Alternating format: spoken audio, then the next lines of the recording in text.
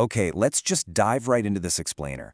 Today, we're going to demystify personal finance by taking a little trip to the jungle. Look, if you've ever felt completely overwhelmed by the complex terms, the hidden fees, and just the sheer volume of fine print that comes with the American banking system, you are absolutely not alone. We are going to break down exactly how credit cards work, how your U.S. credit scores are actually calculated, and most importantly, how to avoid the traps that lenders set for you. And to do it, we're using a surprisingly perfect, if slightly ridiculous analogy from primate economics. So you might be wondering, what on earth connects monkeys, leaves, and your credit score? Well, picture this. Life is good in the jungle, and a monkey is happily eating a banana. But suddenly, they decide they want more bananas. The problem? They don't have enough leaves, which, for the sake of this explainer, is the currency of our jungle to pay for those extra bananas right now. It's a pretty classic dilemma, and we'll see how a monkey wanting more bananas but lacking leaves perfectly illustrates the entire foundation of the modern U.S. credit system that we all use every single day. Enter the leaf card. Basically, it's a tool that allows our monkey to borrow leaves from the monkey bank to buy those bananas right now, with an agreement to pay them back later, usually in roughly 30 days. So, when the monkey goes to the market and swipes this card, the monkey bank is the one actually paying for those bananas up front. The monkey then owes the bank those leaves. The absolutely crucial takeaway here is that using a credit card means you aren't spending your own money. You are borrowing someone else's bucks, or leaves, with a very strict, hard deadline. If you pay it back in time, hey, everything's great. If not, well, we're going to get to that part real soon. Section 1. U.S. Credit Scores Explained. How the Monkey Bank Measures Trust. Now, obviously, the monkey bank won't just hand over a leaf card to just anyone. They need to generate trust metrics, so they track your repayment history to create one single all-important number of trust. They're looking at, do you buy things regularly, and do you actually pay the money back on time? In the standard U.S. scoring system, if you land anywhere below a 580, that is a massive red flag to lenders, or as our jungle friends might say, not worth eating. But if you can hit that 740 mark, it proves you are a prime, reliable borrower. And pushing 800 or above, that puts you in the absolute elite tier. The better your FICO score in this system, the more likely you are to get approved and the better terms you're going to get. That being said, getting approved doesn't suddenly mean you have unlimited access to the bank's vault. No way. When you're a beginner, just building your U.S. credit file from scratch, the bank essentially slaps some training wheels on your account. You're usually capped at around 1,000 leaves, or bucks, until you can consistently prove that you can be trusted with a larger line of credit. Section 2. The win-win of rewards. Why borrow leaves instead of using your own? Okay, so you might be thinking, why would I even bother borrowing leaves if I already have my own perfectly good leaves at home? Well, beyond the built-in fraud protection and the fact that using it responsibly builds up your credit file for things like a future car or a home loan, monkey banks aggressively incentivize you to borrow.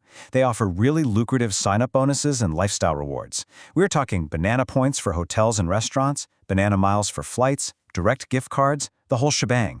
They want you to swipe so incredibly badly that they practically pay you in perks. And for the really wealthy elite monkeys, there are exclusive cards that literally come with free flights and VIP access. Sounds like a flawless system, right? Section 3. The compound interest trap. When the monkey bank strikes back. Yeah, so those rewards, they are a lure. And things take a really dark turn if you don't pay back all your leaves on time, or if you decide to just make the minimum payment. Simply put, interest is the penalty percentage the bank tacks on for missing that deadline. If you borrow 100 leaves at a 10% interest rate, you do not just owe 100 leaves anymore, you owe 110.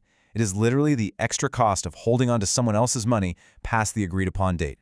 Let's just trace a quick 3-month debt march in our heads to see exactly how this compound interest traps you. Say you start with 100 leaves of debt at a 2% monthly rate. Month 1 rolls around, you forget to pay, boom, you owe 102. But the real trap snapshot in month 2. Because you aren't charged 2% on that original 100 anymore, you're charged on the new balance of 102, so now it's 104.04. Month 3, it's 106.12. Your debt is compounding every single day, which makes it just incredibly hard to dig yourself out once you fall in. You could be paying the minimum amount allowed, and almost all of it will just go toward covering that compounding interest instead of actually shrinking your main debt. Section 4. A jungle of fees. The hidden costs of the leaf card. Now, besides compound interest, the monkey bank has set up an entire jungle of traps to take even more of your leaves. The sheer volume of potential fees is frankly staggering. It's a system completely designed to nickel and dime you. They will hit you with setup fees just to issue the card, annual fees just for the privilege of keeping it in your wallet, late fees, ATM fees. They'll charge you an overuse fee if you spend too much, an underuse fee if you don't spend enough, and even foreign transaction fees if you dare to buy bananas across the border. It really feels like every single thing you do carries some kind of hidden penalty. Honestly, dealing with all these unexpected charges can drive you a little crazy. As the source material for this explainer so humorously pointed out, it's enough to make you just throw your hands up and start rapping. No coffee for me, I'll just have tea. I'm in a tree 'cause I'm a monkey. I know, it's totally absurd, but it seriously makes you want to go hide up in a tree just to avoid the financial offs trying to drain your resources at every turn. Section 5. Smart Monkey Financial Tips. How to master the leaf card. Okay, let's get serious for a second. While this isn't formal financial advice, here's your essential survival guide for wielding this powerful tool responsibly.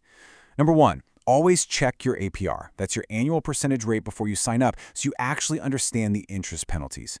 Number 2, and this is absolutely vital for maintaining a high U.S. credit score, keep your spending under 30% of your total limit. Try really hard not to max the card out.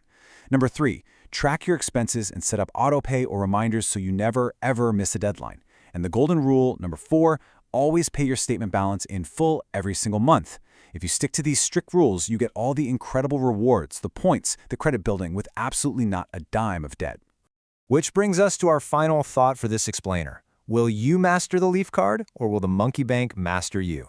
Because make no mistake, this system is heavily designed to reward those who understand the rules and severely penalize those who don't. Ultimately, the choice is totally yours. You can make sure you use credit to your advantage, optimizing those points and building a rock-solid financial foundation for your future, or you can become a prisoner to the jungle economy. Keep your eyes open, track those leaves, and stay far, far away from that compound interest trap.